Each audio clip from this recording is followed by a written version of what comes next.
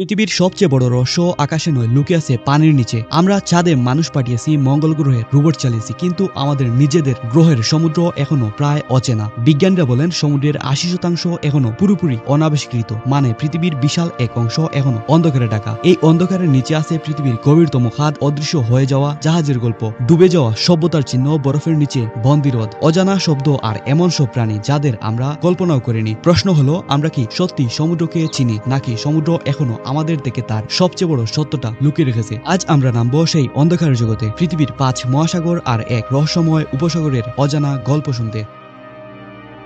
Pacific Ocean. পৃথিবীর গভীরে এমন কিছু আছে যা উপরে আসতে চায় না। পৃথিবীর সবচেয়ে বড় আর গভীর মহাসাগর প্যাসিফিক। এর নিচে আছে এমন অন্ধকার যেখানে সূর্যের আলো কোনোদিন পৌঁছায় না। মারিয়ানা ট্রেঞ্চ, সমুদ্র পৃষ্ঠ থেকে প্রায় ১১ কিলোমিটার নিচে। মানুষ চাঁদে গেছে, কিন্তু এই গভীরে গেছে হাতে গোনা কয়েকজন। ১৯৯৭ সালে বিজ্ঞানীরা সমুদ্রের গভীর থেকে রেকর্ড করেন এক অদ্ভুত শব্দ, নাম দেওয়া হয় দ্য বল। শব্দটা এত শক্তিশালী ছিল যে ১০০০ কিলোমিটার দূরের সেন্সরেও ধরা পড়ে। প্রথমে ধারণা করা হয়েছিল হয়তো এটা কোনো বিশাল অজানা সামুদ্রিক প্রাণীর ডাক, কিন্তু এমন বড় প্রাণী পৃথিবীতে থাকার কথা নয়, অত্যন্ত আমরা জানি না। আরো ভয়ঙ্কর হলো, গভীর সমুদ্রে কাজ করা কিছু সাবমেরিন অস্বাভাবিক সোনার সিগন্যাল পেয়েছে, যেন অন্ধকারের ভেতরে বিশাল কিছু নড়ছে, কিন্তু ক্যামেরা পৌঁছানোর আগেই মিলিয়ে যায়। বিজ্ঞানীরা বলেন গভীর সমুদ্রের ৮০% এখনো অনাবিষ্কৃত, মানে আমরা জানি না এর নিচে ঠিক কি আছে। হয়তো সেখানে এমন কিছু লুকিয়ে আছে যা কোটি বছর ধরে অন্ধকারে আছে, আর হয়তো ভালোই হয়েছে এগুলো উপরে আসতে চায় না।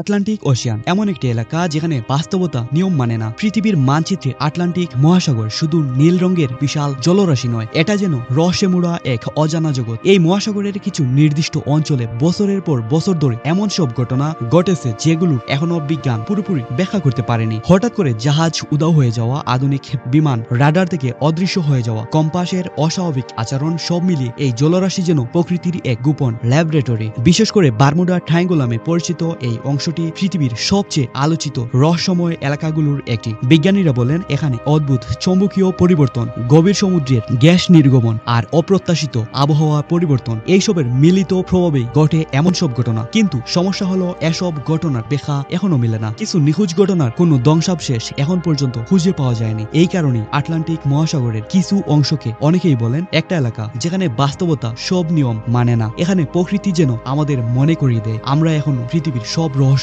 জানি না।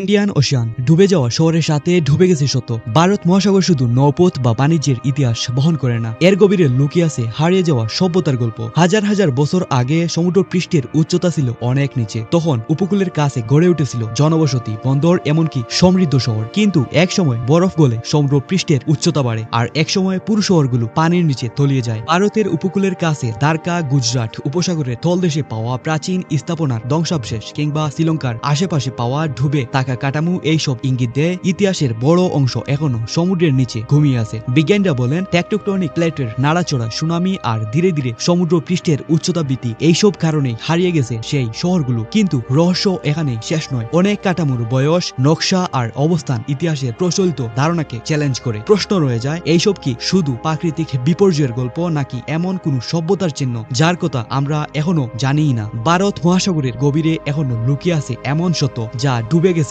শহরের সাথে, আর ইতিহাসের পৃষ্ঠায় কখনোই লেখা হয়নি।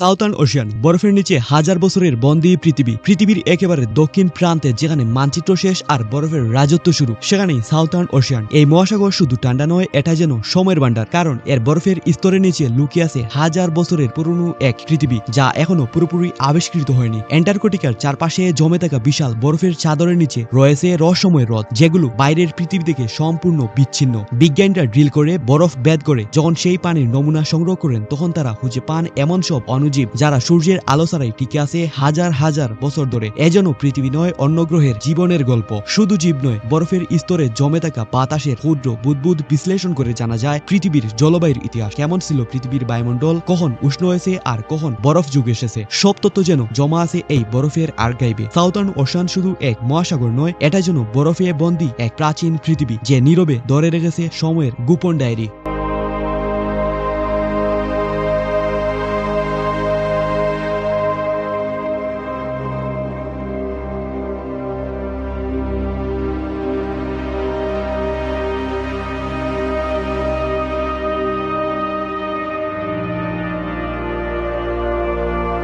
পৃথিবীর উত্তর প্রান্তে বরফে ঢাকা আর্কটিক মহাসাগরকে অনেকেই ভাবেন নিস্তব্ধ প্রাণহীন এক শীতল মরুভূমি, কিন্তু বরফের নিচে লুকিয়ে আছে এমন সব ঘটনা যা বিজ্ঞানীদেরও চিন্তায় ফেলে দিয়েছে। আর্কটিক অঞ্চলের সমুদ্রতল আর আশেপাশের বরফে ঢাকা ভূমিতে পাওয়া গেছে বিশাল বিশাল গর্ত। কিছু গর্ত এত বড় যে একটি বাড়ি অনায়াসে ঢুকে যেতে পারে। গবেষণায় দেখা গেছে জমাট বাঁধা মাটির নিচে আটকে থাকা মিথেন গ্যাস হঠাৎ চাপের কারণে বিস্ফোরণের মতো বের হয়ে এ ধরনের গর্ত তৈরি করতে পারে। কিন্তু সব গর্তের ব্যাখ্যা এত সহজ নয়। আরো একটি বড় উদ্বেগ হলো আর্কটিকের তলদেশে জমে থাকা বিপুল পরিমাণ মিথেন হাইড্রেট। বরফ গলে গেলে এই গ্যাস বায়ুমণ্ডলে ছড়িয়ে পড়তে পারে, যা বৈশ্বিক উষ্ণায়নকে আরো দ্রুত বাড়িয়ে দিতে পারে। অর্থাৎ এখানে শুধু রহস্য নয়, ভবিষ্যতের জলবায়ুর জন্য লুকিয়ে আছে বড় সতর্কবার্তা। অন্ধকার, তীব্র ঠান্ডা আর বরফ এর স্তরের নিচে আর্কটিক যেন এক অজানা পরীক্ষাগার, যেখানে প্রকৃতি নিঃশব্দে এমন শক্তি জমা করে রাখছে যার প্রভাব পড়তে পারে পুরো পৃথিবীতে।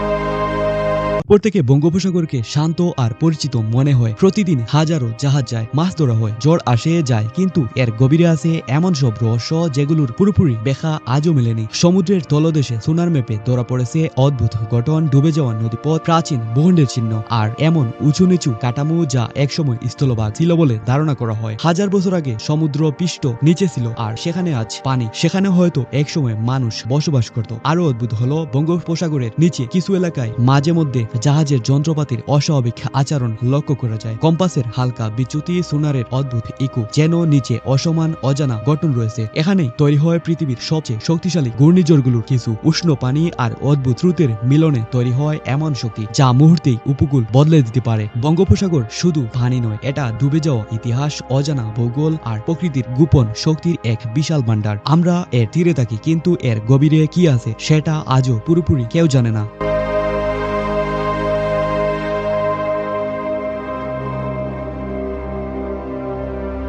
পৃথিবীর মানচিত্র আমরা পুরো এঁকে ফেলেছি। আকাশে স্যাটেলাইট, মহাকাশের টেলিস্কোপ আর দূরগ্রহের ছবিও আমরা তুলতে পারি, অথচ আমাদের নিজেদের গ্রহের সমুদ্র এখনো অজানা অন্ধকারে ঢাকা। প্যাসিফিকের গভীর খাত, আটলান্টিকের অদৃশ্য অঞ্চল, ভারত মহাসাগরের হারিয়ে যাওয়া ইতিহাস, দক্ষিণ মেরুর বরফের নিচে গোপন জগৎ, আর্কটিকের জমাট বাঁধা বিপদ আর আমাদের কাছের বঙ্গোপসাগরের লুকোনো অতীত, সব মিলিয়েই একটা সত্য স্পষ্ট: সমুদ্র শুধু পানি নয়, এটা পৃথিবীর স্মৃতি ভান্ডার, এটা অজানা প্রাণের আশ্রয়, এটা এমন এক রহস্যের দরজা যা এখনো পুরোপুরি খুলেনি। হয়তো ভবিষ্যতে কোনোদিন মানুষ এই অন্ধকার গভীরে আলো নিয়ে নামবে আর জানবে আমরা এতদিন যা ভয় পেয়েছি তা কি সত্যি দানব ছিল নাকি শুধু অজানা ভয় আর কৌতূহল। ততদিন পর্যন্ত সমুদ্র তার রহস্য নিজের কাছেই লুকিয়ে রাখবে।